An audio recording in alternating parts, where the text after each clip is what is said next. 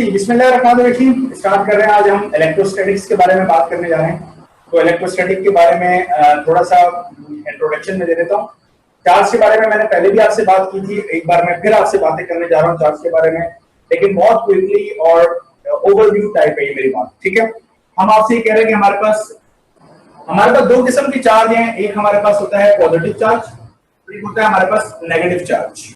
Charge कितना होता है हमारे पास? हमने कहा कि हमारे पास जो चार्ज होता है वो कम से कम जो मिनिमम ऑन अ पार्टिकल, किसी भी पार्टिकल के ऊपर जो मिनिमम चार्ज है वो एक इलेक्ट्रॉन के चार्ज के बराबर है, जो कि 1.6 एक्सपोनेंट माइनस 19 कूलम होता है हमारे पास चार्ज का यूनिट।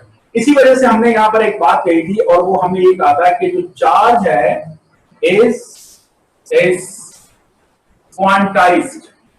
चार्ज क्वांटाइज होता है, यानी चार्ज होता है वो एक मिनिमम क्वांटिटी के अंदर होता है हमारे पास।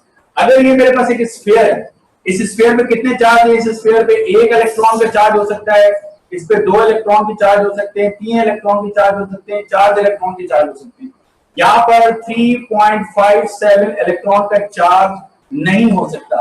तो क्वांटाइज का मतलब यह है कि चार्ज 1 2 3 4 यानी जो बेसिक क्वांटिटी है इलेक्ट्रॉन का जो चार्ज है उसका इंटीग्रल मल्टीपल होगा। ये लफ्ज समझ आ रहा है? इंटीग्रल मल्टीपल, यानी 1 2 3 4 5 ये नंबर क्या कहलाते हैं? इंटीजर कहलाते हैं। तो यहां से हमने जो इक्वेशन लिखी थी पहले बताई थी, Q = NE, जहां n हमारे पास क्या था? नंबर ऑफ चार्जेस से, जिसको हम कह सकते हैं 1 2 3 dot dot dot so and so fourth. तो ये जो 1 2 3 करके ये नंबर लिखे हैं क्या कहलाते हैं? इंटीजर। इसलिए हमने कहा कि इंटीग्रल मल्टीपल है किसका?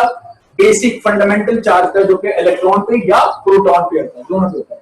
इसको हम क्यों कह रहे हैं? तो आमतौर पे इलेक्ट्रॉन की चार्ज को हम जब भी हम कहते हैं चार्ज ऑन इलेक्ट्रॉन तो हम उसको लिख देते हैं E माइनस, और जब भी हम कहते हैं चार्ज ऑन प्रोटॉन तो हम उसको लिख देते हैं E पॉजिटिव। ठीक है, ये दोनों फर्क है। दूसरी बात हमारे पास ये है, याद रखिएगा कि जो चार्ज है इज कंजर्व। चार्ज हमारे पास कंजर्व भी होता है।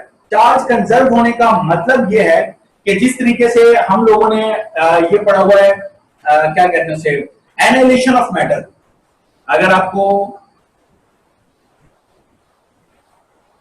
ये टॉपिक हमने सेकंड ईयर में पढ़ते हैं, चैप्टर नंबर 17 के अंदर है, पेयर प्रोडक्शन के बाद है एनालिसिस ऑफ मैटर। तो एनालिसिस ऑफ मैटर के अंदर हमारे पास क्या होता है? एक इलेक्ट्रॉन होता है, एक पॉजिट्रॉन होता है हमारे पास और एक इलेक्ट्रॉन होता है। तो पॉजिट्रॉन और इलेक्ट्रॉन दोनों मिलकर बेसिकली 2 फोटॉन्स के अंदर कन्वर्ट हो जाते हैं हमारे पास। तो पॉजिट्रॉन एक पॉजिटिव चार्ज पार्टिकल है, इलेक्ट्रॉन एक नेगेटिव चार्ज पार्टिकल है। दोनों के मिलने से हमारे पास 2 गैमा रे फोटॉन बनते हैं। 2 गैमा रे फोटॉन बनते हैं। और गैमा में कौन सा चार्ज होता है? No charge. Gamma is a neutral particle, right? तो इसका मतलब है चार्ज इज कंजर्व, यानी दोनों मिलके गैमा में कन्वर्ट हो गए। और अगर याद हो कि पॉजिट्रॉन और इलेक्ट्रॉन कैसे बने थे, तो गैमा से बने थे। तो न्यूट्रल ने 2 ऑपोजिट चार्ज बनाए और 2 ऑपोजिट चार्ज मिलकर क्या हो गए? दोबारा न्यूट्रलाइज हो गए। ऐसा नहीं है कि पॉजिट्रॉन और इलेक्ट्रॉन मिले और हमारे पास गैमा बने और गैमा पे कुछ थोड़ा सा पॉजिटिव या थोड़ा सा नेगेटिव, पार्शियल पॉजिटिव या पार्शियल नेगेटिव हो, ऐसा नहीं है। तो चार्ज कंजर्व रहता है, चार्ज हमेशा बाकी रहता है। ठीक है, ये बात समझ में आ गई? तो charge is conserve and charge is quantized. 2 charges एक दूसरे के ऊपर फोर्स अप्लाई करते हैं। अगर दोनों सेम चार्जेस हैं, लाइक चार्जेस हैं, दोनों पॉजिटिव हैं, दे रिपेल ईच अदर। अगर दोनों नेगेटिव हैं, दे रिपेल ईच अदर। तो like charges repel each other. अगर ऑपोजिट चार्जेस हैं तो दे अट्रैक्ट ईच अदर। तो कितनी फोर्स से अट्रैक्ट करेंगे, कितनी फोर्स से रिपेल करेंगे, इसके बारे में जिसने बात की थी वो था हमारे पास कूलम। ठीक है, तो चार्ल्स ऑगस्टिन कूलम इसका पूरा नाम था। तो कूलम साहब ने इसके ऊपर क्वांटिटेटिवली और क्वालिटेटिवली दोनों तरीके से इसके ऊपर बात की थी। लेकिन मैं अभी क्या करने जा रहा हूं, क्योंकि हम एमकेट की क्लास की बात कर रहे हैं, एप्टीट्यूड टेस्ट की क्लास की बात कर रहे हैं, तो मैं ऐसा नहीं है कि मैं क्या करूं कि जी कूलम लॉ आपको पढ़ा दूं। कूलम लॉ और इससे बिल्कुल मिलता जुलता लॉ है जो कि हम फर्स्ट ईयर फिजिक्स में पढ़ते हैं, जिसे हम कहते हैं universal law of gravitation, Newton law of universal gravitation. ये दोनों सेम लॉ है। तो इसके लिए एक मेन हेडिंग में देने जा रहा हूं जिसको हम कहते हैं inverse square law. Inverse square law कौन से? एक है हमारे पास कूलम्स लॉ, एक है हमारे पास न्यूटन का ग्रेविटेशनल लॉ, ये दोनों हमारे पास इनवर्स स्क्वायर लॉ है।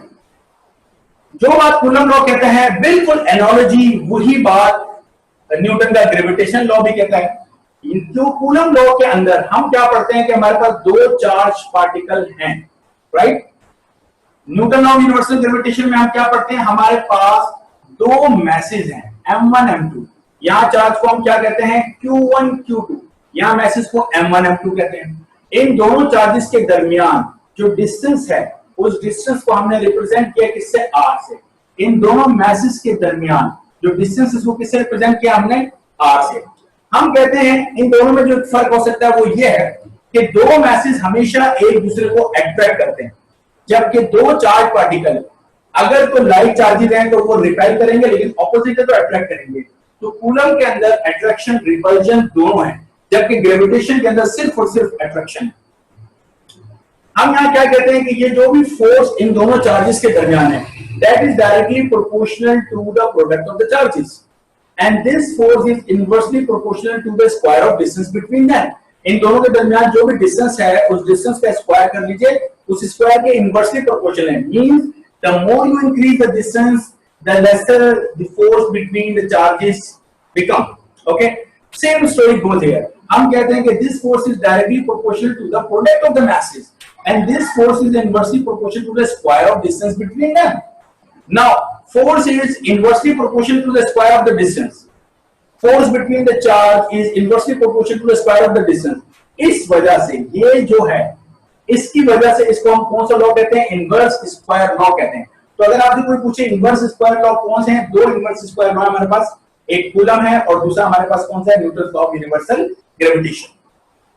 जब हम इसको कंबाइन करते हैं तो ये फॉर्मूला हमारे पास बनता है, एक कांस्टेंट कूलम कांस्टेंट हमारे पास आता है k और साथ में q1 q2 upon r square. इसको हम कंबाइन करते हैं तो ये हमारे पास बनता है capital G m1 m2 upon r square.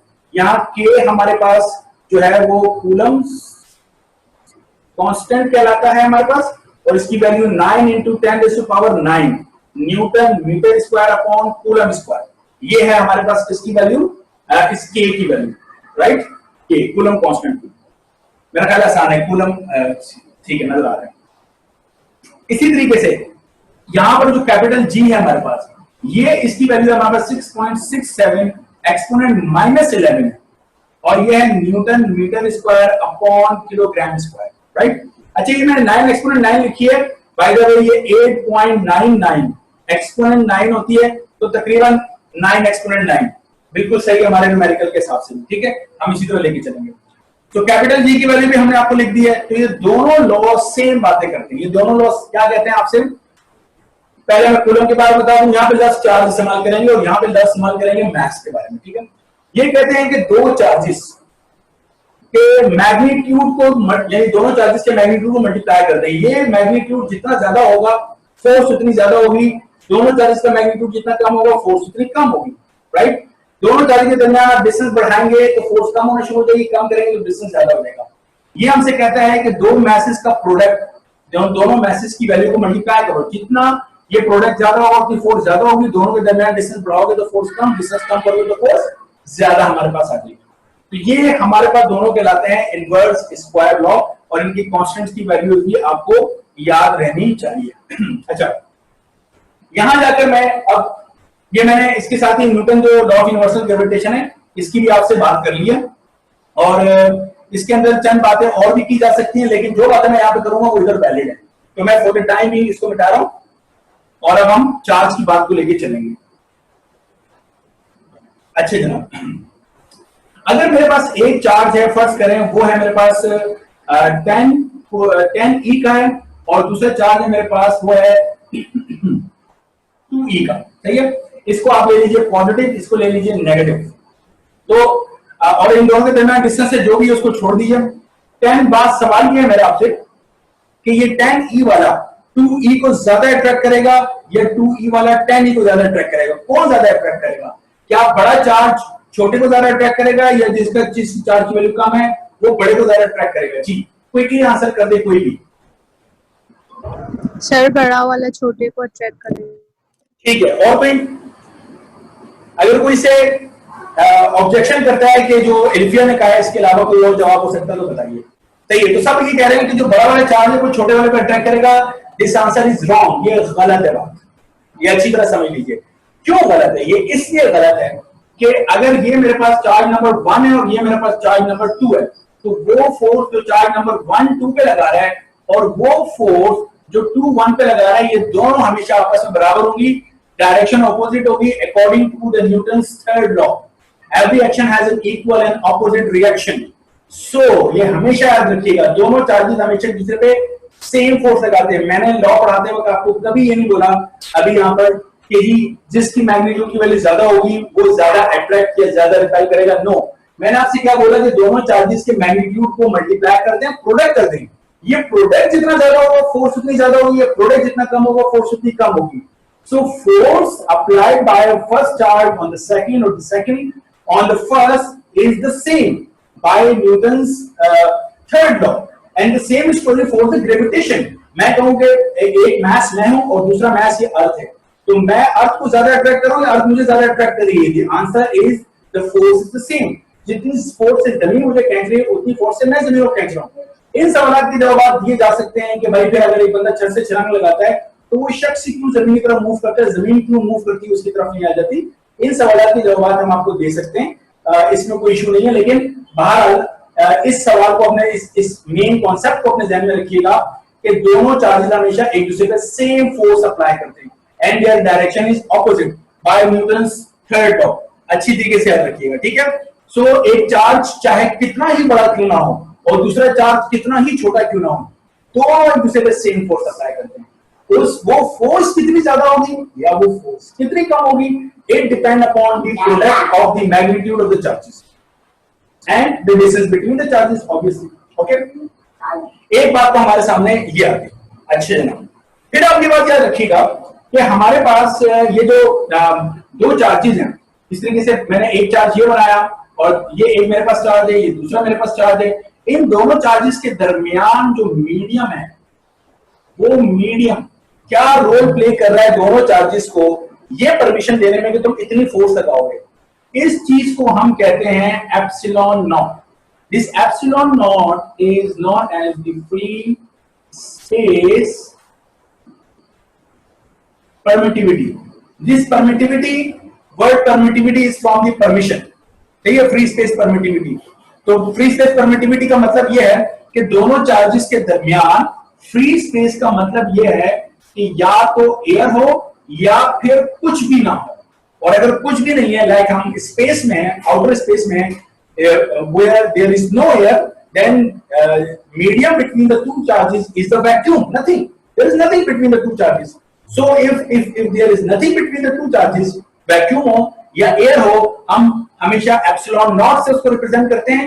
यानी एयर की या किसी भी चीज की ना होने की जो परमिशन है, उस परमिशन को एप्सिलॉन नॉट से रिप्रेजेंट करते हैं। और ये जो एप्सिलॉन नॉट है, इसकी वैल्यू हमारे पास 8.85 एक्सपोनेंट -12 है।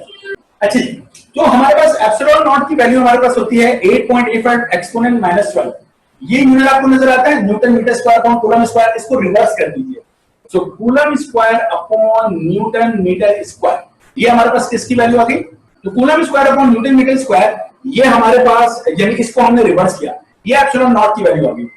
अब याद रखिए हमारे पास कांस्टेंट है के, उसको अगर हम 1/4 पाई एप्सिलॉन नॉट करें, यानी 4 और पाई की वैल्यू 3.142 और एप्सिलॉन नॉट की वैल्यू ये रखें, तो ये पूरा जवाब 9 एक्सपोनेंट 9 इसी के बराबर आया है। इसका मतलब ये हुआ कि के की वैल्यू 9 एक्सपोनेंट 9 जो मैंने यहां पर लिखी है, ये हमारे पास के की कौन सी वैल्यू, इसको हम कहते हैं न्यूमेरिकल वैल्यू, जो कि आप एक्सपेरिमेंट के जरिए डिड्यूस कर सकते हैं।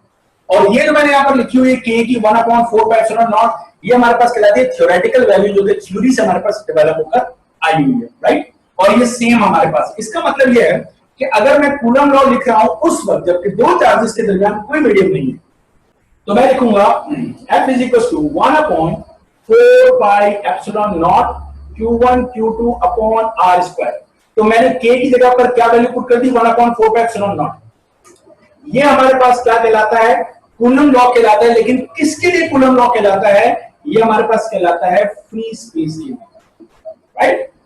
अगर दोनों चार्जेस के दरमियान ये मेरे पास पहला चार्ज है, ये दूसरा चार्ज है, मैं कोई मीडियम प्लेस कर देता हूं। तो सबसे पहली बात तो ये कि दो चार्जेस के दरमियान मैं जब भी कोई मीडियम रखूंगा, वो मीडियम क्या होगा? मेरा क्वेश्चन आपसे ये है, क्या वो कंडक्टर होगा या वो इंसुलेटर होगा? कोई आप मुझे कोई जवाब देना चाहे? कंडक्टर होगा सर। ओके, दो चार्जेस के दरमियान हम जब भी कोई मीडियम रखते हैं, इट मस्ट बी इंसुलेटर। उसको वो क्या होना चाहिए? इंसुलेटर होना चाहिए। इस इंसुलेटर का टेक्निकल नाम हमारे पास है, जिसको हम कहते हैं डाइलेक्ट्रिक। और यही चीज आगे चल के हम कैपेसिटर में डिस्कस करेंगे। जब मैं कैपेसिटर में आपसे कहूंगा कि मेरे पास दो प्लेट्स हैं, वहां दो चार्ज प्लेट होगी, तो दो चार्ज प्लेट के दरमियान, यानी कैपेसिटर की दो प्लेट के दरमियान जब मैं मीडियम रखूंगा, तो वो मीडियम क्या कहलाता है? डाइलेक्ट्रिक। वो डाइलेक्ट्रिक क्या होना चाहिए? इंसुलेटर। Why insulator? क्योंकि अगर ये कंडक्टर होगा तो चार्ज क्या कर जाएंगे? कंडक्ट कर जाएंगे। In order to maintain the charges to their position and you are placing a medium between them, this medium must be an insulator, because if you place a conductor between the two charges, then the charges will not retain their position, they will conduct. Okay, मेरी बात समझ में आ रही है?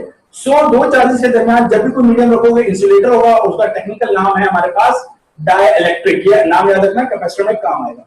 अच्छा, इस medium की जो परमिशन होती है उसको हम रिलेटिव परमिटिविटी कहते हैं। उसको एप्सिलॉन आर से हम रिप्रेजेंट करते हैं, relative permittivity. Now relative permittivity क्यों है? रिलेटिव परमिटिविटी ये है कि सबसे ज्यादा परमिशन तो हमारे पास फ्री स्पेस की परमिशन है। इसके अलावा जो भी परमिशन हमारे पास होगी, उस परमिशन को हम रिलेट कर देंगे फ्री स्पेस के साथ। तो जब भी हम किसी चीज को किसी दूसरे से रिलेट करते हैं तो रिलेटिव का लफ्ज इस्तेमाल करते हैं। मसलन मैं ये कहूं कि मैंने कल के मुकाबले में आज ज्यादा खाना खाया, तो ये आपको ये तो बता रहा है कि कल के मुकाबले में मैंने ज्यादा खाया, लेकिन कल मैंने कितना खाया था कुछ नहीं बता रहा। तो मैंने अपने आज के खाने को रिलेट कर दिया कल के साथ। तो ये होती है रिलेटिव करके बात करना। तो रिलेटिव परमिटिविटी हमारे पास एप्सिलॉन आर है, और याद रखिएगा जो रिलेटिव परमिटिविटी है, it is epsilon upon epsilon naught की रेशियो हमारे पास होती है। इसको इस तरफ ले लेंगे तो free space permittivity, relative permittivity, दोनों को मिलाकर हम लोग क्या लिखते हैं? खाली एप्सिलॉन से रिप्रेजेंट करते हैं। अगर मैं यहां पर देखूं तो मुझे ये बताइए कि चूंकि relative permittivity is the ratio between two permittivity, तो ई एप्सिलॉन आर जो है, यानी epsilon R has no unit. Epsilon R का कोई यूनिट नहीं होता। अब अगर आप यहां देखें तो एप्सिलॉन नॉट का यूनिट है, एप्सिलॉन आर का यूनिट नहीं है, तो एप्सिलॉन का यूनिट क्या हो गया? ऑब्वियस सी बात है, जो एप्सिलॉन नॉट का यूनिट है वही एप्सिलॉन का यूनिट है। तो एप्सिलॉन नॉट का यूनिट हमारे पास coulomb square upon newton metre square, तो खाली एप्सिलॉन का यूनिट भी हमारे पास coulomb square upon newton metre square है। ये बात समझ में आ रही है? क्योंकि when you place a medium between the two charges, तो जो फ्री स्पेस की परमिटिविटी है वो स्टिल वैलिड रहती है। ओके, उसके साथ रिलेटिव परमिटिविटी मल्टीप्लाई हो जाती है। अब मैं कूलम लॉ को ऐसे लिख सकता हूं कि F is equals to 1 upon 4 pi epsilon naught epsilon r q1 q2 upon r square. This is also known as the Coulomb law, लेकिन एप्सिलॉन नॉट के साथ एप्सिलॉन आर हमें बता रहा है कि कोई मीडियम दो चार्जेस के दरमियान मौजूद है। और मजीद इसको सिंप्लीफाई किया जा सकता है 1 upon 4 pi खाली एप्सिलॉन, क्योंकि एप्सिलॉन नॉट एप्सिलॉन आर को मिलाकर हम एप्सिलॉन लिख सकते हैं। So q1 q2 upon r square. So this is known as the Coulomb law for a medium of relative permittivity, right?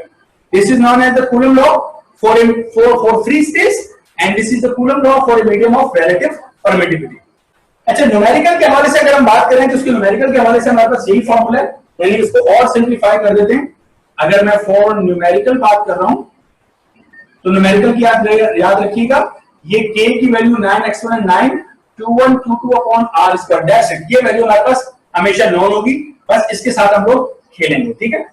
अब अगर मैं आपसे कुछ क्वेश्चन इस तरीके से डिस्कस करूं कि ये मेरे पास एक चार्ज है q1, ये मेरे पास दूसरा चार्ज है q2, और इन दोनों के दरमियान जो फोर्स एक्ट कर रही है, दोनों सेम चार्ज है, रिपल्जन की फोर्स होगी, इन दोनों के दरमियान जो फोर्स है वो मेरे पास F है, ठीक है। अब क्वेश्चन जरा गौर से सुनिएगा, मैं इन दोनों के दरमियान कितना डिस्टेंस है आपको नहीं बता रहा, इन दोनों में कितना चार्ज है ये भी आपको नहीं बता रहा, मैं आपसे सिर्फ ये कह रहा हूं कि if the distance between the charges is double, if the force between two charge q1 and q2 is F, question समझ रहे हैं? if the force, electrostatic force of repulsion between two charges Q1 and Q2 is F and the distance between the charges is doubled. क्या distance था नहीं बताया, क्या charge था नहीं बताया, बस ये कह रहा हूं the distance between the charge is doubled, what will be the force between them, इनके दरमियान फोर्स क्या हो जाएगी? तो इस सवाल का जवाब मुझे कैसे देंगे आप? सबसे पहले तो बताओ, चार्ज की वैल्यू को मैंने कुछ नहीं कहा, सिर्फ मैंने डिस्टेंस को डबल किया, तो जरा कॉन्सेप्ट लगाओ, दो चार्ज के दरमियान डिस्टेंस बढ़ाओ तो फोर्स ज्यादा होनी चाहिए कम होनी चाहिए? कम sir. Yes, good, very good, सही आंसर है, दो चार्ज के दरमियान फोर्स कम होनी चाहिए। कितनी कम होगी? अब हम जानते हैं कि F is inversely proportional to R square, तो इसका मतलब ये हुआ F is inversely proportional to R। मैंने डिस्टेंस जो भी था मान लो कि वो 1 था, मैंने बताया नहीं 1 कह लो, तो डबल का मतलब कितना हो गया 2 और 2 का स्क्वायर कितना हो गया 4, तो F is inversely proportional to 1/4, तो जो भी फोर्स है वो कितनी हो जाएगी 4 टाइम्स कम हो जाएगी। तो what was the force? It was F. What will be the force now? It is F/4, 4 times reduce। Divide क्यों किया? क्योंकि मेरी लॉजिक मुझे बता रही कम होगी, तो मैंने डिवाइड करना है, मेरा ख्याल समझ में आ गई होगा। अच्छा, इसी तरीके से अगर मैं कहूं कि the electrostatic force between the charges, two charges Q1 and Q2 is F, the distance between the charge is tripled, 3 गुना बढ़ा दिया, ट्रिपल्ड, तो फोर्स कितनी हो जाएगी 3 स्क्वायर 9, और डिस्टेंस बढ़ा रहे तो फोर्स कम होनी चाहिए, it should be F/9, agreed? इसी तरीके से अगर मैं कहूं कि दो चार्जेस के दरमियान डिस्टेंस आपने क्वाड्रपल कर दिया, क्वाड्रपल का मतलब है 4 टाइम इंक्रीज कर दिया, तो 4 के स्क्वायर 16, सो फोर्स कितनी हो जाएगी F/16। इसी तरीके से मैं कहूं कि दो चार्जेस के दरमियान डिस्टेंस आपने हाफ कर दिया, कम कर दिया, यूज योर लॉजिक, डिस्टेंस कम है तो फोर्स ज्यादा होनी चाहिए, हाफ का मतलब है ये होता है हाफ, और हमारे पास कुछ इस किस्म की बात है कि F is inversely proportional to 1/2 का स्क्वायर, ओके, तो F is inversely proportional to 1/4, ये सबसे नीचे वाला 4 इधर आ जाता है, so this implies that F is directly proportional to 4, तो जो फोर्स है मेरे पास वो कितनी हो जाएगी 4 time increase, distance reduce force increase, half distance किया तो 4 टाइम फोर्स इंक्रीज कर देगा। ठीक है जी, यहां तक हमारे पास ये बात हो गई हमारे पास कूलम की, बिल्कुल एग्जैक्ट सेम बातें हमारे पास न्यूटन के ग्रेविटेशन की, F = G m1 m2/r²। तो एक हमारे पास ये मास है, फर्स्ट कर लो 1000 kg का, और एक मास है मेरे पास 1 kg का, तो बताओ 1000 kg 1 kg को ज्यादा अट्रैक्ट करेगा या 1 kg 1000 kg को ज्यादा अट्रैक्ट करेगा? द आंसर इज के दोनों एक दूसरे को सेम अट्रैक्ट करेंगे। ओके, अच्छा चलो मैं उस सवाल का जवाब भी आपको बता देता हूं। जो आपसे थोड़ी देर पहले मैंने पूछा था कि मैं जमीन को ज्यादा अट्रैक्ट कर रहा हूं, जमीन मुझे ज्यादा अट्रैक्ट कर रही है, तो जाहिर सी बात है वो फोर्स जो कि मैं लगा रहा हूं मी और वो फोर्स जो कि अर्थ लगा रही है, वो दोनों फोर्सेस मैंने आपसे क्या कहा सेम है। अगर ये दोनों फोर्सेस सेम है तो F का फॉर्मूला होता है ma, F का फॉर्मूला होता है ma। तो मुझे बताओ मेरा जो है मास वो इंतहाई कम है, multiply by a is equal to जमीन का जो मास है वो बहुत ज्यादा है, मल्टीप्लाई बाय a, और ये दोनों जवाब जो है वो आपस में क्या है इक्वल। ये मेरी बात समझ में आ रही है? ये दोनों आपस में क्या है इक्वल है। तो अगर मेरा मास बहुत कम है तो मेरी एक्सेलरेशन बहुत ज्यादा होनी चाहिए, तभी इक्वल हो सकता हूं उस आंसर के, जबकि अर्थ का मास बहुत ज्यादा है तो अर्थ की एक्सेलरेशन बहुत कम होनी चाहिए। तो वो जो मैंने सवाल आपसे कहा था कि अगर कोई बंदा 6 से 6 लगाता है तो वो जमीन की तरफ क्यों मूव करता है? क्योंकि उसका मास कम है तो उसकी एक्सेलरेशन ज्यादा है। जमीन का मास बहुत ज्यादा है तो जमीन की एक्सेलरेशन बहुत कम होगी। तो चूंकि एक्सेलरेशन का ताल्लुक इनर्शिया के साथ भी आ जाता है कि जब कोई बॉडी यूनिफॉर्म वेलोसिटी से मूव करती है, आपको उसकी मोशन का या रेस्ट का पता नहीं चलता, but when it is accelerating आपको उस वक्त पता चलता है, एंड कोई जिस चीज से पता चलता है प्रॉपर्टी से, उसे हम कहते हैं इनर्शिया। तो अर्थ को इस चीज को स्टार्ट करने के लिए, अपने आप को स्टार्ट करने के लिए, एक्सेलरेट होने के लिए अभी जितना टाइम चाहिए उससे पहले वो बॉडी जमीन पे पहुंच जाती है, राइट? इसी तरीके से मैं आपसे ये कहता हूं कि मेरे पास दो मैसेज हैं, एक m1 है और एक m2 है। दोनों मैसेज के दरमियान जो भी डिस्टेंस है वो मैंने नहीं बताया, दोनों मैसेज के दरमियान जो फोर्स एक्ट कर रही है अट्रैक्शन की, वो है मेरे पास F। अगर मैं दोनों मैसेज के दरमियान डिस्टेंस को डबल कर दूं तो फोर्स कितनी हो जाएगी? डिस्टेंस बढ़ाया फोर्स कम, F/4, same story. Right, reduce करेगा। इसी तरीके से अगर मैं कहूं कि दोनों मैसेज के दरमियान में डिस्टेंस को ट्रिपल कर दूं, f/9, क्वाड्रपल कर दूं, f/16, दोनों मैसेज के दरमियान डिस्टेंस हाफ कर दूं तो 4f, राइट। वो तमाम स्टोरी यहां पर भी वैलिड है, इसलिए मैंने आपको बताया कि ये हमारे पास है इनवर्स स्क्वायर लॉ। याद है हमारे पास ये टॉपिक हमारे पास पूरा वाला कंप्लीट हो गया। इसके बाद जो अगली चीज है हमारे पास वो है हमारे पास इलेक्ट्रिक फील्ड इंटेंसिटी। तो हम इलेक्ट्रिक फील्ड इंटेंसिटी जिसको हम ई से रिप्रेजेंट करते हैं, it is a vector quantity. तो ये हमारे पास क्या होती है, बड़ी सिंपल सी बात है। फर्स्ट करें हमारे पास ये एक चार्ज है जिसको मैं कह रहा हूं क्यू, राइट, और ये चार्ज बेसिकली कितनी फोर्स लगा रहा है।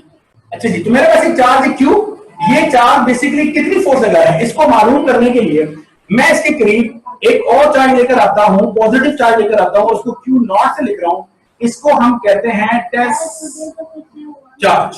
इसे हम क्या बोलते हैं, टेस्ट चार्ज। टेस्ट चार्ज का मतलब क्या है, बेसिकली टेस्ट चार्ज का मतलब ये है कि जाहिर सी बात है एक चार्ज के बाद जब आप दूसरा चार्ज लेकर आओगे तो ये चार्ज इस पे फोर्स लगा रहा है, तो ये वाला भी दूसरे फोर्स लगाएगा। तो हमें ये कैलकुलेशन करने में काफी डिफिकल्ट होता है, या ये कहना चाहिए कि हम आइडियली ये बात मालूम कर ही नहीं सकते कि बेसिकली ये कितनी फोर्स लगा रहा है, क्योंकि ये भी उसी टाइम पे फोर्स लगा रहा होगा। तो हमने एक चार्ज डेवलप किया थ्योरेटिकली, हम कहते हैं वो चार्ज हमारे पास टेस्ट चार्ज, जिसका अपना मैग्नीट्यूड अप्रोचेस टू 0। याद रखिएगा, इसका अपना मैग्नीट्यूड अप्रोचेस टू 0, ठीक है। यानी इसका मैग्नीट्यूड इतना कम है कि ये इसके ऊपर कोई फोर्स अप्लाई करने के काबिल नहीं है। सो इस पे जो भी फोर्स लग रही है वो सब की सब ये फोर्स लगा है। तो टेस्ट चार्ज हमेशा रखिएगा, टेस्ट चार्ज एक चार्ज होता है हैविंग नेग्लिजिबल मैग्नीट्यूड, और उसको हमने क्यू नॉट से रिप्रेजेंट किया। अब ये चार्ज पे कितनी फोर्स लगा रहा है उसको हमने इलेक्ट्रिक फील्ड इंटेंसिटी ई का नाम दिया, और हमने कहा जो फोर्स लग रही है पर यूनिट टेस्ट चार्ज। ये बात समझ में आ रही है? This is known as the electric field intensity. So electric field intensity में डिनोमिनेटर के अंदर क्यू आप वो लिखते हैं जिसके ऊपर, जिस पर लगने वाली फोर्स को आप कैलकुलेट कर रहे हैं। सो क्यू नॉट, राइट। तो theoretically formula is F upon Q not है, लेकिन हम आगे चल के इस तरीके से भी जिस चार्ज की हम बात कर रहे होते हैं, फर्स्ट करो अगर वो चार्ज यही वाला क्यू चार्ज की हम बात कर रहे हैं तो हम इसको एफ अपॉन क्यू भी लिखते हैं, राइट। लेकिन थ्योरेटिकली समझने के लिए क्यू नॉट हमने इसलिए लिखा है कि हम टेस्ट चार्ज की बात कर रहे हैं, ताकि वो रिवर्स में कितनी फोर्स अप्लाई कर रहा है वो हमारा क्वेश्चन नहीं है, हम जो अप्लाई कर रहे हैं सिर्फ उसकी फोर्स की बात करना चाहते हैं। अच्छा जी, फिर हमारे पास इसका जो यूनिट है वो यूनिट क्या हो सकता है। तो हमने कहा फोर्स के यूनिट है हमारे पास न्यूटन, चार्ज की यूनिट है कूलम। तो इलेक्ट्रिक फील्ड इंटेंसिटी का जो एसआई यूनिट है हमारे पास वो है न्यूटन पर कूलम, ओके, जिसको हम N-C इनवर्स भी लिख सकते हैं, न्यूटन पर कूलम। ये हमारे पास इलेक्ट्रिक फील्ड इंटेंसिटी का यूनिट है। अच्छा, इलेक्ट्रिक फील्ड इंटेंसिटी आगे चल के मैं आपको एक और जगह भी पढ़ाऊंगा इसी चैप्टर के अंदर, और वो है जब मैं आपको फ्लक्स पढ़ाऊंगा। तो फ्लक्स में इलेक्ट्रिक फील्ड इंटेंसिटी हमारे पास इस्तेमाल होता है, लेकिन वहां पर इसको हम इसका यूनिट चेंज कर देते हैं, और वहां पर हम इलेक्ट्रिक फील्ड इंटेंसिटी को बेसिकली ये जो इलेक्ट्रिक फील्ड इंटेंसिटी हमने लिखा है इसको हम एक और नाम से याद करते हैं जिसको हम कहते हैं flux density, right. It is also known as flux density. क्योंकि हम एप्टीट्यूड टेस्ट की तैयारी कर रहे हैं, लिहाजा जो मिलते जुलते नाम है वो सब एक जगह हमें पता होनी चाहिए, और ये आगे चल के दोबारा आएगा। तो फ्लक्स डेंसिटी आगे चल के जब मैं आपको फ्लक्स पढ़ाऊंगा तो flux density actually electric field intensity की है। तो जब हम बात करते हैं कूलम लॉ की, तो कूलम लॉ में हम इलेक्ट्रिक फील्ड इंटेंसिटी का लफ्ज इस्तेमाल करते हैं। जब हम बात करते हैं गॉसेस लॉ की तो हम वहां पर फ्लक्स डेंसिटी को इस्तेमाल करते हैं। तो सेम यही कॉन्सेप्ट है हमारे पास कूलम के लिए इलेक्ट्रिक फील्ड इंटेंसिटी, और गॉसेस के लिए हमारे पास फ्लक्स डेंसिटी की टर्म में ये नाम सामने आता है, ओके। अच्छा, उसके बाद हमारे पास है कि जनाब यानी किसी पॉइंट चार्ज पे, अब ये पॉइंट चार्ज क्या होता है, आमतौर पर अगर इस मार्कर के ऊपर चार्ज है तो इस मार्कर की शेप है, मेरी बॉडी के ऊपर अगर चार्ज है तो मेरी बॉडी की शेप है। हम चार्ज को जब डिस्कस करते हैं तो उसकी शेप से इंडिपेंडेंट होकर करते हैं। तो शेप से इंडिपेंडेंट होने के लिए जो लफ्ज हम इस्तेमाल करते हैं वो लफ्ज इस्तेमाल करते हैं पॉइंट चार्ज। तो पॉइंट मैथमेटिक्स की जो डेफिनेशन है पॉइंट की वो ये होता है कि point is dimension less quantity, सही है। इसकी ना कोई राइट होती है, ना लेफ्ट होती है, ना अप, ना डाउन, ना फॉरवर्ड, ना बैकवर्ड, कोई डायमेंशन नहीं होती। Point is like a point, कोई लंबाई, चौड़ाई, ऊंचाई, गहराई कुछ भी नहीं होता इसका, ठीक है, इसका पॉइंट का। तो हम शेप लेस की बात करते हैं, इसलिए पॉइंट की बात आमतौर पर कर रहे होते हैं। और ये पॉइंट चार्ज की जो हम बात कर रहा हूं मैं आपसे, ये पॉइंट चार्ज की ये बात इसलिए भी वैलिड है। फर्स्ट करें, ये स्फीयर है, ये फुटबॉल है, फुटबॉल, और फुटबॉल के ऊपर हमने चार्ज को स्प्रे किया हुआ है, ठीक है। मिसाल के तौर पर मेरे पास एक फुटबॉल है, उस फुटबॉल पे मैंने रेड कलर कर दिया, वो जो सारा रेड कलर फुटबॉल पे किया हुआ है उसको समझ लो वो रेड कलर नहीं, वो चार्ज स्प्रे किया हुआ फुटबॉल पे। तो हमने एक्सपेरिमेंटली ये बात प्रूफ की है, एक्सपेरिमेंटली ये बात मालूम की है कि वो पूरा फुटबॉल ऐसे एक्ट करता है जिस तरह ये सारे के सारे चार्जेस कहां पर एक्ट कर रहे हो, सेंटर पे एक्ट कर रहे हो।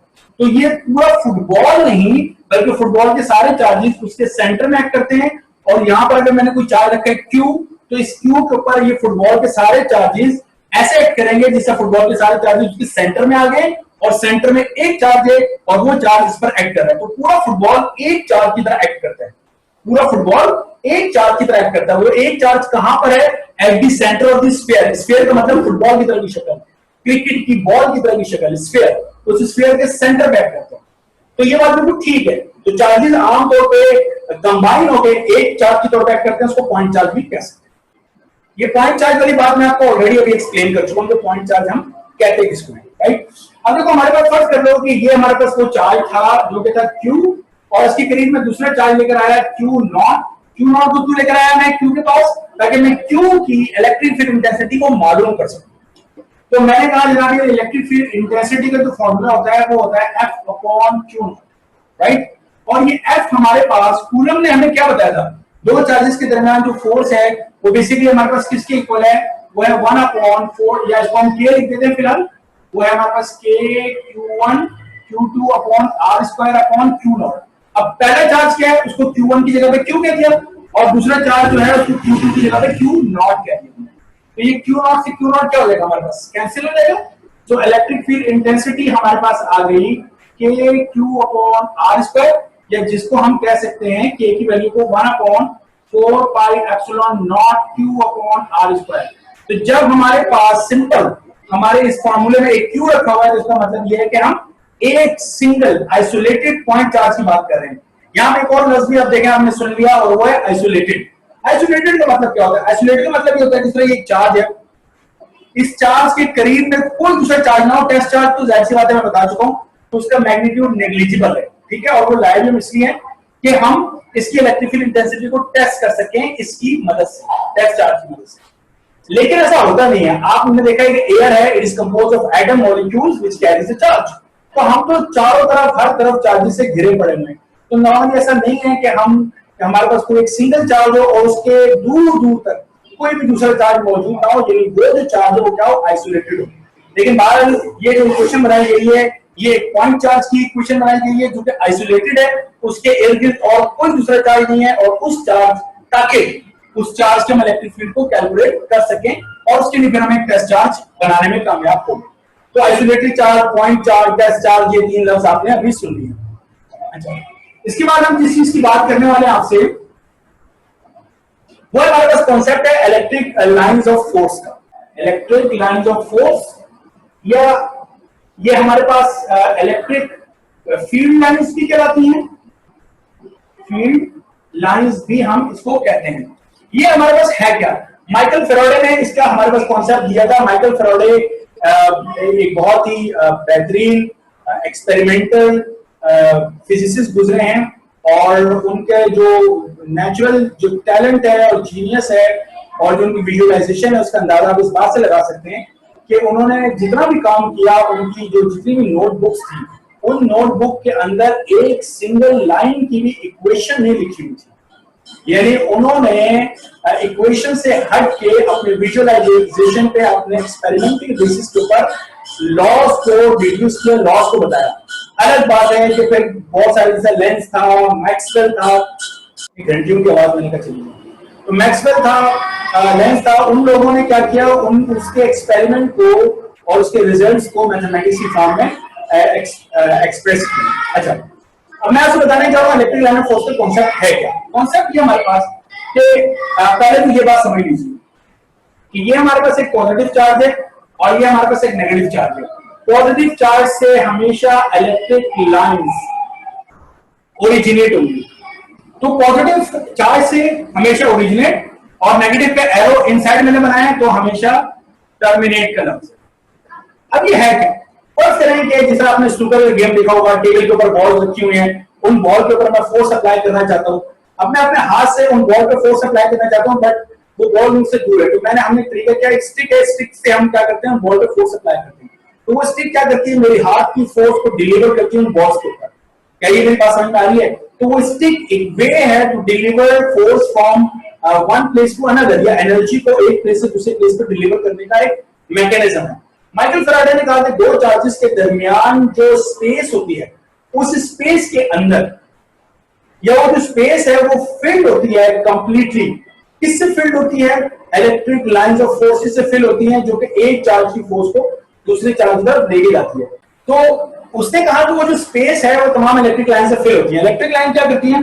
उसके बाद कॉन्सेप्ट ये दिया कि पॉजिटिव से हमेशा ओरिजिनेट होती है, नेगेटिव का हमेशा क्या होती है, टर्मिनेट होती है। एक बात तो ये आप हमेशा याद रखिएगा।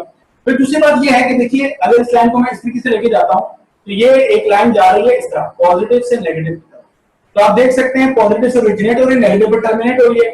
यहां से ये लाइन ऐसे करके जाएगी, ठीक है, ये कर्व बनाती हुई जा रही है। अब अगर ये कर्व बनाती हुई जा रही है तो इस कर्व के ऊपर, कर्व की डेफिनेशन के मुताबिक कर्व के हर पॉइंट के ऊपर डायरेक्शन क्या हो रही है, चेंज हो रही है। तो कर्व के किसी एक पॉइंट के ऊपर इलेक्ट्रिक फील्ड के डायरेक्शन निकालने का तरीका यह है कि उस पॉइंट पर आप एक टेंजेंट बना दीजिए, तो वो टेंजेंट कर्व के उस पॉइंट के ऊपर इलेक्ट्रिक फील्ड लाइंस या इलेक्ट्रिक लाइन ऑफ फोर्स की डायरेक्शन आपको बताएगा। बात समझ में आ रही है? अगर electric line curve, electric line straight भी होती है, कर्व भी होती है, दोनों होता है। अगर इलेक्ट्रिक लाइन कर्व है तो कर्व के जिस पॉइंट पे इलेक्ट्रिक लाइन मालूम करनी है, उस पॉइंट पे टेंजेंट बनाइए, टेंजेंट की डायरेक्शन उस पॉइंट पर इलेक्ट्रिक लाइंस ऑफ फोर्स की डायरेक्शन आपको बताएगी। एक बात। अच्छा, फिर बात यह है कि दो लाइंस एक दूसरे को कभी इंटरसेक्ट नहीं करेंगी। ऐसा नहीं होगा कि यहां से कोई लाइन यूं करके चली जाए, तो इस पॉइंट पर, ये जो पॉइंट ऑफ इंटरसेक्शन है, इस पॉइंट पे एक लाइन तो इस तरफ जा रही थी और एक लाइन नीचे से ऊपर की तरफ जा रही है, तो इस पॉइंट की डायरेक्शन क्या है भाई, इधर है या ऊपर है? तो दो लाइनें कभी एक दूसरे को इंटरसेक्ट नहीं करेंगी। अगर इंटरसेक्ट करेंगी तो उस पॉइंट पे दो डायरेक्शन बन जाएगी, इसका कोई मतलब नहीं है। सही है? तो ये भी आपने पॉइंट याद रखना है कि नो इंटरसेक्शन, दो लाइनें एक दूसरे को कभी इंटरसेक्ट नहीं करेंगी। फिर मैंने आपको बताया कि line can be straight and curve, और लाइन हमारे पास कर्व भी होती है, राइट? अच्छा, फिर हमारे पास एक बात यह है कि जो पॉजिटिव है, पॉजिटिव से हमारे पास हमेशा ओरिजिनेट होगी, और जो नेगेटिव है उस पर हमेशा क्या होगी, टर्मिनेट होगी हमारे पास। फिर हमारे पास बात यह है कि ये लाइन हमारे पास क्या है, यानी जो इलेक्ट्रिक लाइंस है आर कंटिन्यूस। हमारे पास इलेक्ट्रिक लाइन कंटिन्यूस है। इस बात का मतलब क्या? इस बात का मतलब ये कि जो पॉजिटिव से चली, जिस तरह ये लाइन चली, अब इसका आगे हमने बनाया कि ये लाइन कहीं इंफिनिटी से घूम के यहां से इधर आ गई, तो एक बार एक लाइन अगर जो चल पड़ी पॉजिटिव से, वो हमेशा किसी नेगेटिव पे जाकर रुकेगी। तो इलेक्ट्रिक लाइंस जो है वो हमेशा क्या होती है, कंटिन्यूस होती है। अच्छा जी, ये सारी बातें हम लोगों ने कर ली। फिर हमें इसके अंदर एक और डेफिनेशन मिलती है और वो है आइसोलेटेड चार्ज। आइसोलेटेड चार्ज का मतलब यह है कि पॉजिटिव से अगर इलेक्ट्रिक लाइन चली और ये लाइन जो है, ये लाइन कहीं इंफिनिटी में चली गई नेगेटिव के लिए, तो इसका मतलब है पॉजिटिव के करीब कोई दूसरा चार्ज मौजूद नहीं है। तो फिर ऐसे पॉजिटिव चार्ज या ऐसे नेगेटिव चार्ज को हम कहेंगे आइसोलेटेड चार्ज। तो आइसोलेटेड चार्ज की डेफिनेशन हमारे पास क्या बनी, इलेक्ट्रिक लाइन ऑफ फोर्स से एक ऐसा चार्ज बनी है जिसकी electric line of force infinity में फैल है, बात समझ आ रही है, बहुत दूर चली जाए, उसका मतलब है कि करीब में कोई चार्ज तो मौजूद नहीं है, तो वो चार्ज क्या हुआ, आइसोलेटेड हुआ, अलग थलग हुआ, राइट? ये बात समझ आ गई। तो एक्चुअली जो हमारे पास इलेक्ट्रिक लाइन ऑफ फोर्स है, ये हमारे पास क्वालिटेटिव कॉन्सेप्ट है, एक कॉन्सेप्चुअल बात है हमारे पास। जो एक्चुअल चीज है वो इलेक्ट्रिक लाइन ऑफ फोर्स की, वो है इलेक्ट्रिक फील्ड इंटेंसिटी, जिसको हम अपने इक्वेशंस में यूज करते हैं। तो इलेक्ट्रिक लाइन ऑफ फोर्स को हम इक्वेशंस के अंदर इलेक्ट्रिक फील्ड इंटेंसिटी की टर्म में पढ़ते हैं। ओके, ये बात याद रखिएगा। अच्छा जी, इसके बाद हमारे पास जो अगला कॉन्सेप्ट है हमारे पास वो है फ्लक्स का। अब फ्लक्स की तरफ हम मूव करने जा रहे हैं। फ्लक्स या हम जिसको कहते हैं इलेक्ट्रिक फ्लक्स, इलेक्ट्रिक फ्लक्स ये क्या चीज है हमारे पास?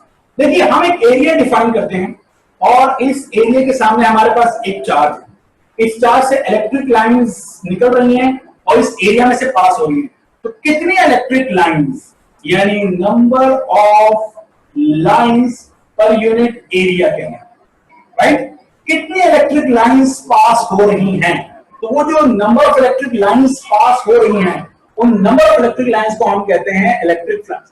फ्लक्स की टर्मिनोलॉजी को फिजिक्स की टर्मिनोलॉजी नहीं है, ट्रैफिक पुलिस वाले भी इस्तेमाल करते हैं। ट्रैफिक फ्लक्स एक बड़ी वेल नोन किस्म की टर्मिनोलॉजी है। तो ट्रैफिक फ्लक्स का मतलब क्या होता है कि एक रोड है, एक सड़क है, वो दिन और रात में कोई छोटी और बड़ी नहीं हो रही होती, वो उतनी रहती है।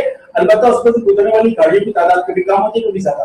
तो जब गाड़ियां कम गुजरती हैं तो हम कहते हैं ट्रैफिक फ्लक्स कम है, ज्यादा गुजरती है तो हम कहते हैं ट्रैफिक फ्लक्स ज्यादा है। तो बाय फ्लक्स मींस ट्रैफिक कितना गुजर रहा है। ओके, तो यहाँ पे कितनी इलेक्ट्रिक लाइंस हमारे पास इस एरिया में से गुजर रही है। एक बात जो अहम है, जो समझने वाली है, वो ये है कि जो हम इलेक्ट्रिक फ्लक्स है उसको हम रिप्रेजेंट करते हैं फाई से और उसका मैथमेटिकल फॉर्मूला है E डॉट डेल्टा E। यहाँ पे मैं कमेंट करना चाहूंगा कि नॉर्मली एरिया जो है स्केलर और वेक्टर की डेफिनेशन के मुताबिक area is scalar quantity, but right now यहाँ पर जो एरिया है वो मेरे पास एक वेक्टर क्वांटिटी है। किसी वेक्टर को, किसी स्केलर को क्या हम वेक्टर बना सकते हैं? The answer is yes. कैसे? By adding unit vector. किसी भी स्केलर के साथ अगर आप यूनिट वेक्टर को मिला दें तो यूनिट वेक्टर क्या होता है? अगर हम फर्स्ट ईयर को रिकॉल करें तो यूनिट वेक्टर एक ऐसा वेक्टर है जिसका अपना मैग्नीट्यूड 1 होता है and it has a direction. तो यूनिट वेक्टर का जो पर्पस है वो पर्पस है to represent the direction. Now you know कि we can not just only represent the direction, we need a magnitude with the direction because the vector has magnitude and direction. So the magnitude is taken as unity 1. So that is why this vector is known as a unit vector. So the purpose of the unit vector is to represent the direction. Okay, and direction cannot be कहना चाहिए कि अलग से नहीं explain की जा सकती. So we put a magnitude with it and the magnitude is 1. अब इस एरिया की डायरेक्शन हम कैसे रिप्रेजेंट करेंगे? इसको मैं एक मिसाल से ऐसे समझाता हूं। फर्स्ट करेंगे, हमारे पास एक बुक है, इस बुक के इस जगह की डायरेक्शन क्या है? तो मेरे पास एक यूनिट वेक्टर है। इस यूनिट वेक्टर को मैं इसके ऊपर क्या करूं? नॉर्मल बना दूं। ये देखिए, नॉर्मल का मतलब होता है फिजिक्स में नॉर्मल कहते हैं परपेंडिकुलर को। तो जब भी किसी यूनिट वेक्टर को इसके ऊपर मैं नॉर्मली ड्रॉ करूंगा तो अब इस एरिया की डायरेक्शन कौन बताएगा? ये यूनिट वेक्टर बताएगा। तो इसे कहेंगे unit normal vector. Unit vector यानी एक ऐसा वेक्टर जिसका मैग्नीट्यूड 1 है, नॉर्मल का लफ्ज इस्तेमाल किया कि सरफेस के ऊपर परपेंडिकुलर ड्रॉ करो। अब सरफेस की डायरेक्शन किस तरफ है? मुझे इस पूरी सरफेस को देखने की जरूरत नहीं है, I will just watch this unit vector. तो यूनिट वेक्टर बता रहा है सरफेस की डायरेक्शन इस तरफ है, सरफेस की डायरेक्शन किस तरफ है, सरफेस की डायरेक्शन अपवर्ड है या सरफेस की डायरेक्शन डाउनवर्ड है या सरफेस की डायरेक्शन पॉइंटिंग आउटवर्ड है या पॉइंटिंग इनवर्ड है। So I have to look just this unit vector, right? तो मैं यहाँ पर ये जो एरिया है, इस एरिया के ऊपर मैंने ये बना दिया, क्या बना दिया? Delta A. ये मैंने यूनिट वेक्टर बना दिया। तो आप देख सकते हैं कि ये जो आने वाली इलेक्ट्रिक लाइंस है इसको मैं ई कह रहा हूं। तो इलेक्ट्रिक लाइंस और एरिया दोनों आपस में क्या है? पैरेलल। देख रहे हैं ना, जो डायरेक्शन डेल्टा ए की वो डायरेक्शन ई की है। तो जब भी हम डॉट हटाते हैं तो हमें पता है ई डेल्टा ए साथ में आएगा कॉस थीटा, और अगर मैं यहाँ पर थीटा पुट करता हूँ 0 डिग्री पैरेलल, तो this implies that cos 0 degree is 1। तो मेरे पास flux E delta A maximum आ गया, और ये बात बिल्कुल ठीक है, राइट? बिल्कुल, कि जब E और डेल्टा ए दोनों पैरेलल हैं तो मैक्सिमम लाइन गुजरेगी। जब एरिया इस तरीके से रखा हुआ होगा तो यहां से आने वाली जो लाइंस हैं वो मैक्सिमम इसमें से गुजर जाएंगी। लेकिन ठीक है, ये है हमारे पास एरिया की डायरेक्शन और ये है आने वाली लाइंस की डायरेक्शन पैरेलल। लेकिन अगर एरिया को मैं ऐसे कर दूं तो अब देखिए जो एरिया का जो वेक्टर है वो किधर? डाउनवर्ड है, आने वाली लाइंस ऐसे ही। तो ये कितने का एंगल बना रहे हैं? यहाँ आप देख सकते हैं ये एंगल कितने का बन रहा है? 90 का। ठीक है, ये 90 का एंगल। सो अगर एरिया को मैं ऐसे कर दूंगा तो लाइंस तो सारी ऊपर से गुजर जाएंगी। तो फ्लक्स यानी number of line passing through the area is 0। तो यहां से अगर मैं कहता हूं theta is equal to 90 degree, so this implies that phi जो है हमारे जो कि E डेल्टा ए cos 90 है, वो कितना हो जाएगा? 0, क्योंकि cos 90 कितना होता है? 0 होता है। तो cos 90 0, तो पूरा आंसर हमारे पास 0 हो गया। अच्छा, यहां पर एक चीज और भी है, और वो है for theta is equal to 180 degree. तो 180 डिग्री क्या होता है? cos 180 जो होता है वो -1 होता है। सो हमारे पास जो फ्लक्स हो जाएगा वो हो जाएगा E डेल्टा ए -1। सो हमारे पास जो फ्लक्स आ जाएगा वो माइनस ई डेल्टा ए आ जाएगा। माइनस माइनस फ्लक्स का मतलब क्या है? माइनस फ्लक्स का मतलब ये है, ये एरिया मैंने बनाया है, ये मैंने पॉजिटिव चार्ज या इलेक्ट्रिक लाइन ऐसे जा रही है। अगर मैं इस चार्ज को नेगेटिव ले लेता फिर क्या होता? फिर ये जो जितने भी एरोज हैं ये एरोज बाहर की जानिब नहीं, क्योंकि नेगेटिव चार्ज पर इलेक्ट्रिक लाइन टर्मिनेट होती है। तो एरिया इस तरफ है, लाइन इधर जा रही है, दिस इज 180 डिग्री, तो दिस इज नेगेटिव फ्लक्स। तो नेगेटिव फ्लक्स का मतलब होता है कि एरिया और जो इलेक्ट्रिक लाइन की डायरेक्शन है वो ऑपोजिट है। यू कैन से जो एरिया है उसके सामने जो हमने चार्ज रखा है वो पॉजिटिव नहीं करके वो नेगेटिव चार्ज। अच्छा, यहां से ये फ्लक्स जो है बाद से ई में लगा देते हैं इलेक्ट्रिक फ्लक्स के लिए, वो क्या है ई डॉट डेल्टा ए, और डॉट हटाते हैं तो ई डेल्टा ए और साथ में cos थीटा हम लोग अप्लाई करें। यहां से अगर मैं ये जो फ्लक्स है इसको मैं डेल्टा ए से डिवाइड कर दूं तो मेरे पास आ जाता है ई, और ये जो फ्लक्स को मैंने डेल्टा ए से डिवाइड किया ये हमारे पास है, इसको हम कहेंगे this is known as the flux per unit area, और फ्लक्स पर यूनिट एरिया को हम कहते हैं basically flux density. This is known as flux density. तो याद रखिएगा इलेक्ट्रिक फील्ड इंटेंसिटी, मैंने अभी आपसे थोड़ी देर पहले बात की थी electric field intensity, electric field intensity का दूसरा नाम फ्लक्स डेंसिटी भी है। ओके, अच्छा, यहां से अगर मैं इलेक्ट्रिक फ्लक्स के यूनिट निकालूं, यूनिट, तो मुझे बताएं मुझे यूनिट कैसे निकलेगा? फाई इज इक्वल टू ई, हमारे पास क्या होता है न्यूटन पर कूलम, और एरिया का जो होता है वो होता है मीटर स्क्वायर। मेरा ख्याल बात सही है।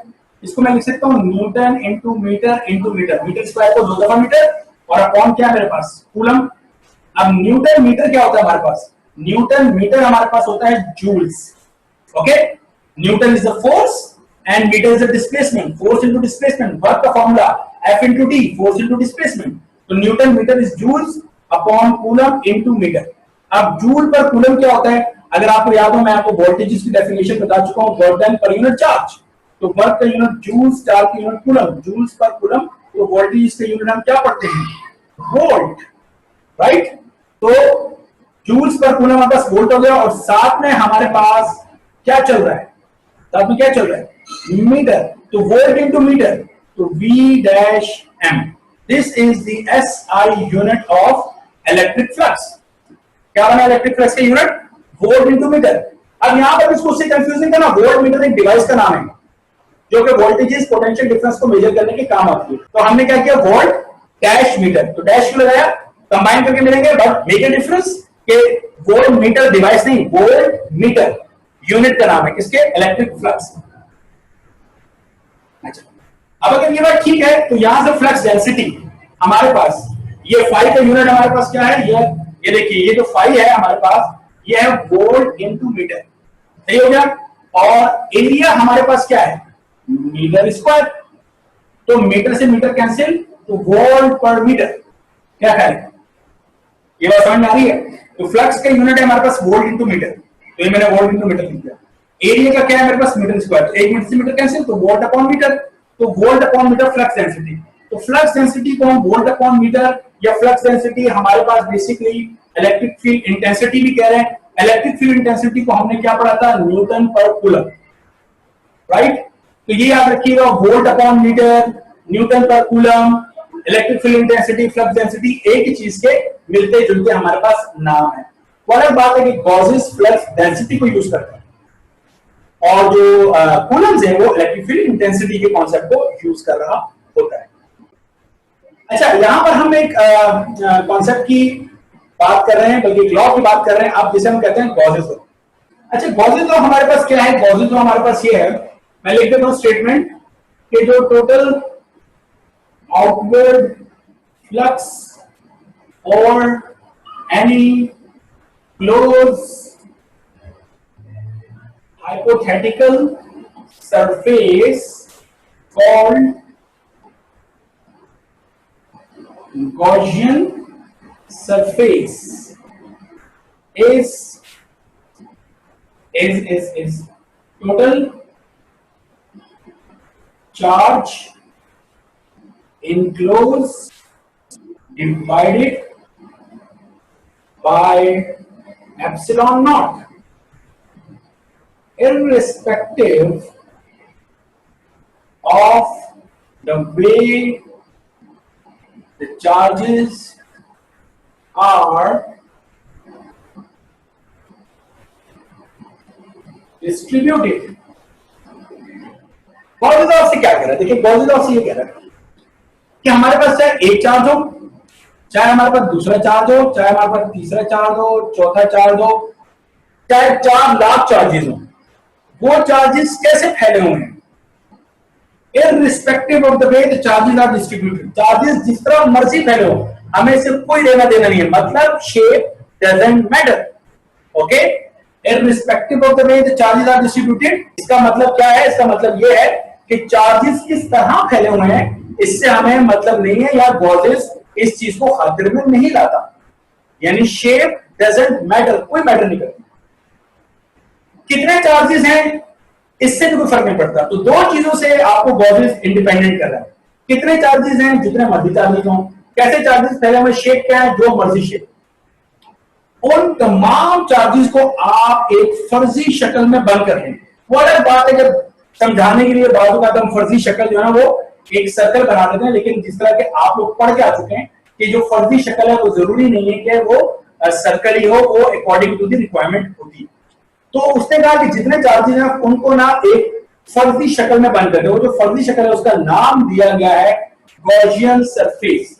तो गॉसियन सरफेस हाइपोथेटिकल सरफेस है, फर्जी शक्ल है, हाइपोथेटिकल सरफेस है।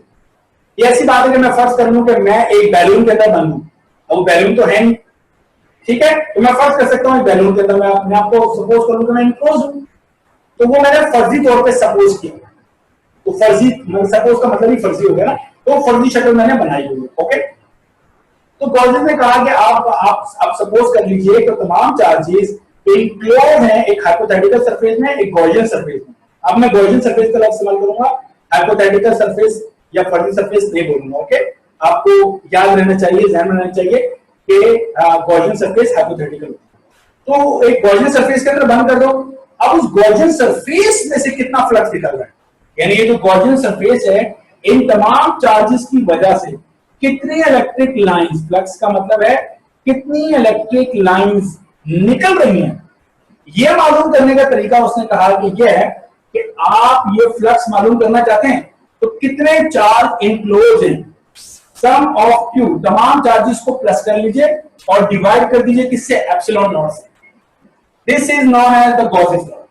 मेरा ख्याल है आसान किस्म की बात है, किसी गॉसियन सरफेस पे enclose all charges summation q divided by epsilon naught will give you the flux that is outward, total outward flux आपको बताने में कामयाब हो जाएगा।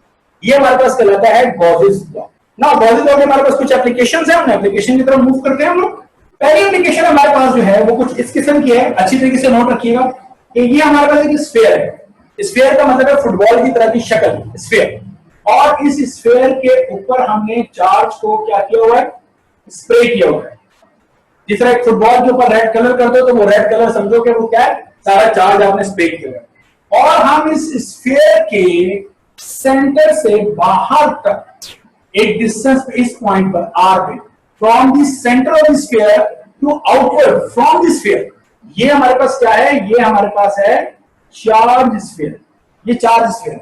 उसके सेंटर से बाहर किसी पॉइंट पर यहां पर इलेक्ट्रिक फील्ड इंटेंसिटी मालूम करना चाहते हैं कि वो इलेक्ट्रिक फील्ड इंटेंसिटी कितनी है। जहां पर इलेक्ट्रिक फील्ड इंटेंसिटी मालूम करनी है उस सबको हमने गॉसियन सरफेस के अंदर क्या कर दिया, बंद कर दिया। और फिर हमने जब ये इलेक्ट्रिक फील्ड इंटेंसिटी मालूम की तो ये इलेक्ट्रिक फील्ड इंटेंसिटी हमारे पास जनाब आ रही, जो निकल कर आई वो इलेक्ट्रिक फील्ड इंटेंसिटी निकल कर आई E is equals to 1/4 pi epsilon naught Q upon R square, ये निकल के। यहां पर ये जो Q है, ये Q है, this is the total charge on sphere. ये स्फीयर पर टोटल चार्ज है, कौन सा, पूरी स्फीयर के ऊपर टोटल, ये Q है। और ये R क्या है हमारे पास, ये हमारे पास सेंटर ऑफ स्फीयर से लेकर टू द पॉइंट, उस पॉइंट तक, जो पॉइंट है उस पॉइंट तक का क्या है हमारे पास, डिस्टेंस है। तो centre of sphere to the point, distance, उस पॉइंट तक का हमारे पास डिस्टेंस है। अगर आपको थोड़ी देर पहले याद हो जब मैंने electric field intensity due to an isolated point charge आपको बताई थी, एक सिंगल पॉइंट चार्ज, वो भी यही फॉर्मूला निकला था। अगर आप चेक करें 1/4 epsilon naught q upon r square, और गॉसेस लॉ भी आपको पूरे स्फीयर की वजह से यही फॉर्मूला बता रहा है। इसका मतलब है एक सिंगल चार्ज जिस तरह काम करता है पूरे स्फीयर उसी तरह काम कर रहा है। याद है आपको बात जो मैंने अभी आपको बताई थी कि तमाम चार्जेस बेसिकली एक सेंटर के ऊपर एक्ट कर रहे होते हैं, ठीक है, और सारे चार्जेस उस ऐसा लगता है उस स्फीयर के सेंटर पे हैं और सेंटर एक चार्ज की तरह एक्ट करता हुआ नजर आ रहा होता है, बिल्कुल उसी तरह से कूलम है। तो इसका मतलब ये कि कूलम की जो इक्वेशन है उसको आपने ड्राइव करने में कामयाब हो गए, किससे? गॉसेस से। ये अहम बात है। तो क्या हम गॉसेस से कूलम की इक्वेशन ड्राइव कर सकते हैं? यस। फायदा क्या? जब हम कूलम यूज करते हैं तो electric field intensity vector quantity है, फ्लक्स एक स्केलर क्वांटिटी है। तो स्केलर के साथ डील करना आसान है, वेक्टर के साथ डील करना कंपैरेटिवली बहुत मुश्किल है वेक्टर एक जगह। तो ये आसानी प्रोवाइड की हमें किसने? कूलम ने। तो ये समझ में आ गया क्या है कि सेंटर ऑफ स्फीयर, ये हमारे पास स्फीयर है, इसके ऊपर हमने चार्ज को स्प्रे किया हुआ है, इसके सेंटर से बाहर की डिस्टेंस है इलेक्ट्रिक फील्ड इंटेंसिटी। फिर हमने कहा वो ये होती है, ये फॉर्मूला हमने लिख दिया, ओके ऐसे। उसके बाद हमने कहा इस सेंटर ऑफ स्फीयर से लेकर इसकी सरफेस तक हमारे पास इलेक्ट्रिक फील्ड इंटेंसिटी कितनी, सरफेस के ऊपर। तो हमने कहा सरफेस तक इलेक्ट्रिक फील्ड इंटेंसिटी कितनी होगी, उसके लिए जो हमारे पास फॉर्मूला आया वो हमारे पास आया सिग्मा अपॉन हमारे पास आया एप्सिलॉन नॉट। तो हमारे पास जो फॉर्मूला है वो हमारे पास क्या है? सिग्मा अपॉन एप्सिलॉन नॉट आया। कहां पर? चार्ज स्फीयर की सरफेस पे। तो चार्ज स्फीयर के सेंटर से चार्ज स्फीयर की सरफेस तक का डिस्टेंस कुछ भी ले सकते हैं, आर ले ले, ए ले ले, बी ले ले, कोई मतलब नहीं। यहां ये समझना है कि ये सिग्मा क्या है, इसे हम कहते हैं सरफेस चार्ज डेंसिटी। ये कहलाता है सरफेस चार्ज डेंसिटी। इसका मतलब है किसी सरफेस के ऊपर चार्ज की डेंसिटी कितनी है उसको सिंपल किससे डिवाइड कर दो? एप्सिलॉन नॉट से। अच्छा, डेंसिटी का कॉन्सेप्ट बहुत है, देखो क्यों है। मिसाल दो, समंदर के पानी की डेंसिटी कितनी है? पूरे समंदर का पानी का मास डिवाइडेड बाय पूरे समंदर के पानी का वॉल्यूम। अब नामुमकिन सी बात है, तो आपने पानी की डेंसिटी कैलकुलेट की, छोटी सी बोतल होती थी आरडी बोतल, देखा होगा आपने, 25 ml की मेरा ख्याल होती थी। उस बोतल में आपने पानी लिया और उस पानी का मास निकाला डिवाइडेड बाय वो 25 ml जो वॉल्यूम है आपके पास, राइट? आपने पानी की डेंसिटी मालूम करने में कामयाब हो गए। इसका मतलब है कि डेंसिटी पूरे समंदर की हो या डेंसिटी छोटी सी बोतल की हो या डेंसिटी पानी के कतरे की हो, इट रिमेन्स द सेम। ये खास बात है। इसी तरीके से ह्यूमन बॉडी के अंदर शुगर कितना है? अब पूरे बॉडी में जितना ब्लड है पूरे ब्लड की शुगर निकालो और फिर बताओ कि पूरे ब्लड की है, तो डॉक्टर क्या करते हैं? सिरिंज निकालते हैं और उसके जरिए वो पूरे बॉडी की शुगर बताते हैं। ज्यादा मॉडिफाइड आपने देखा होगा कि वो घर के अंदर एक मशीन होती है, तो उससे एक ड्रॉप भी नहीं कहना चाहिए, ब्लड का ड्रॉप भी नहीं बल्कि ब्लड का एक डॉट होता है। वो डॉट उस मशीन के स्ट्रिप पर लगाता है और वो बता देता है कि जनाब यानी आपको पूरे जिस्म में जो ब्लड है उसकी जो शुगर लेवल है वो इतनी है। तो this is basically calculated on the concept of the density. तो डेंसिटी बहुत बड़ी चीज की हो या उसकी छोटी चीज से की हो, इट रिमेन्स द सेम। तो हमने इस पूरे चार्ज स्फीयर की डेंसिटी को डिवाइड कर दिया एप्सिलॉन नॉट से। फिर हमने कहा कि इसके सेंटर में इलेक्ट्रिक फील्ड इंटेंसिटी कितनी होगी यहां पर। तो हमने कहा कि एट, ये इसका तीसरा हिस्सा है, तो at the centre of sphere, centre of sphere पे इलेक्ट्रिक फील्ड इंटेंसिटी कितनी है हमारे पास? 0। यानी सारा चार्ज अगर बाहर है और मैं यहां पर इलेक्ट्रिक फील्ड इंटेंसिटी मालूम करना चाहता हूं तो वो हमेशा कितनी आएगी? 0 आएगी। ये बात अच्छे तरीके से याद रखिएगा। वो बात ये याद रखिएगा, हमने एक्सपेरिमेंट भी किया। हमने एक्सपेरिमेंट ऐसे किया कि हमने एक स्फीयर बनाया, उसमें एक कैविटी सी बनाई हमने, अंदर हॉलो स्फीयर था, और हमने एक मशीन के जरिए अंदर चार्ज को स्प्रे कर दिया, ठीक है। और उसके बाद हमने एक डिवाइस अंदर डाली और मेजर किया कि यहाँ इलेक्ट्रिक फील्ड इंटेंसिटी है कितनी है, तो वो फिर भी कितनी आई? 0 आई। और फिर हमने चेक किया चार्ज की तरह, तो वो जो सारा चार्ज हमने अंदर स्प्रे किया था वो चार्ज स्फीयर के बाहर चला गया। इसका मतलब यह है कि किसी हॉलो स्फीयर, और से चीज सुनिए, हॉलो स्फीयर के इनसाइड का भी चार्ज नहीं स्टोर होगा, हमेशा आउटवर्ड होगा, चार्ज हमेशा बाहर जाएगा। इसीलिए एक शख्स को जिसको बिजली जिसको करंट लगता है या हमारी बॉडी में जब चार्ज आता है, जैसे हमारा मुंह के अंदर जैसे जबान है, अंदर हमारे इंटरनल बॉडी में जो ऑर्गन्स हैं वो डिस्टर्ब नहीं होते। ये अच्छी तरीके से याद रखिएगा, ठीक है। होता क्या है कि जो जो करंट है वो हमारी सरफेस के ऊपर फ्लो करता है, तो वो हमारी सरफेस को डिस्ट्रॉय करता हुआ जाता है। सबसे पहले टारगेट उसका सरफेस होती है। तो चार्ज कभी इनसाइड फ्लो नहीं करता है, चार्ज हमेशा आउटसाइड फ्लो करता है।